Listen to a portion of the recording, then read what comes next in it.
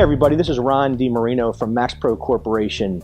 Today we're going to go over the simple operation of a rad gun or a pneumatic torque wrench. Today we're going to use a rad 1800NG, and I'm going to basically show you how to hook the tool up and how to operate it and achieve the desired torque range that you're targeting. But for starters, I like to make sure that everything kind of looks right before we start. So I'm going to give the different parts of the tool a quick visual, making sure everything looks good. For starters, this is my tool holder or the cage. We use a Chicago fitting with our cages. And as you can see, this is my air source coming in, and I have a safety clip right here holding the two Chicagos together. This is the hose that will go to my tool. I'm going to look at the hose, just run my fingers over the hose, making sure that there's no bubbles, no cuts, no tears, things like that. I'm also going to look at the fitting. I want to make sure it's clean inside and just make sure there's no abuse, so when the tool goes into the fitting it should function properly. Besides that, underneath here, or the lubricator, there's a reservoir bowl. I filled this before the video, but before you operate the tool you should always check the reservoir bowl and make sure that there's oil in there. We fill it to about almost a ½ inch from the very top, but that's a must. You must make sure that this tool has oil. So with that said, we're going to slide over here to the tool. This is the reaction arm for the tool, and again, pretty simple stuff, but give it a visual real quick. Make sure there's no cracks. Make sure that the spline inside looks pretty clean so it'll drop on the tool nice and easy. Looking at the tool itself, very important. Make sure the fitting is tight. Make sure there's no abuse. Sometimes when these fittings are banged up, it will cause some problems with the operation of the tool. Just looking at the tool in general, making sure that it looks like it's in good shape. We also want to check out the spline here. This is where the reaction arm drops on. We want to make sure that that's nice and clean. And also there's a slot right above that spline that holds the retaining ring in. We want to make sure that that's in good shape too, because the ring has to sit in there and hold the arm on. Last but not least, I want to review the square drive here. Just make sure that there's no cracks.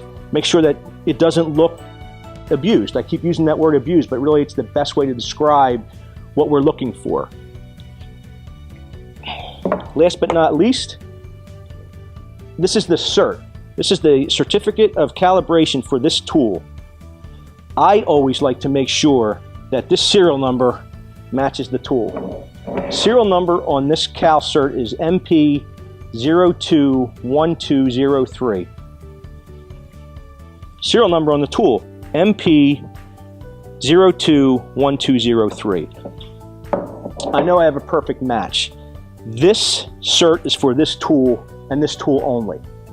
Each tool is calibrated specifically for itself. Every tool in our house here, whether it's hydraulic, pneumatic, manual, has its own calibration cert. This is also the torque chart. So when we set our torque range, this is going to tell me basically how to get there. And I'll show you how to use this in a second after we get the tool hooked up. So for starters, we're going to put the reaction arm on. Just drop it right on top. Nice and easy. See how nice and easy that dropped on? Perfect. Taking my retaining ring. As you can see, you just pull it apart nice and easy. Slides into the groove. Take your thumb, walk it around, and it seats itself real nice. Give it a little tug, make sure it's securely on. Now what I'm going to do, I'm going to place the tool in our cal stand just so we can use this to operate the tool.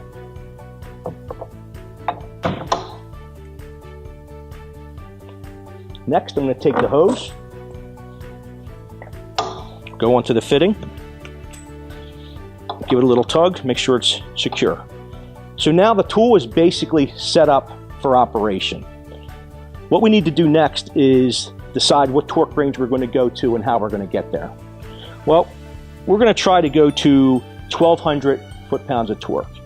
And for me to get to 1200 foot-pounds of torque, I'm going to look at my chart, and to the left there's a column for the PSI setting.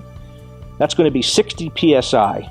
So what I need to do is run the tool, adjust the regulator here to 60 psi, then the tool will be properly set to hit that torque range.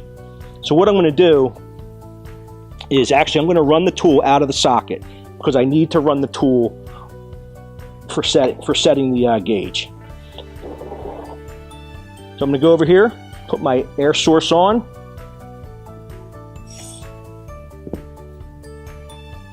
start running the tool, and adjust this. As you can see, I'm adjusting it to 60 psi.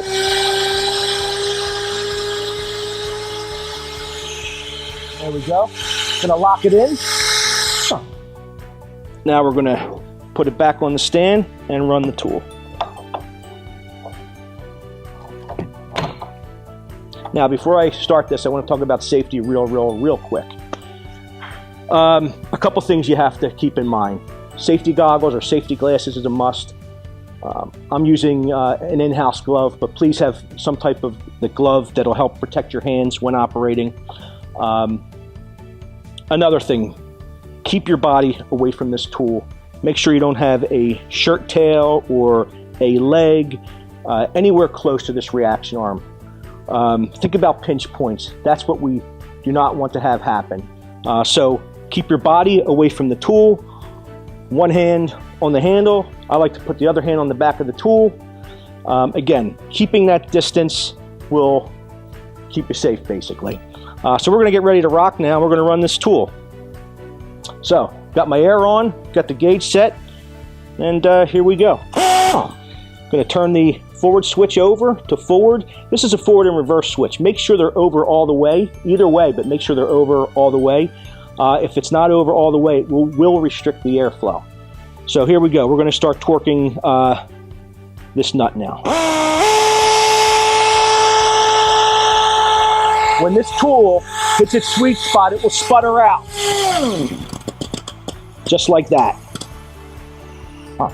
And that's basically how you achieve your torque range. We just hit 1,200 foot-pounds of torque. That's it. Hope you found this video helpful.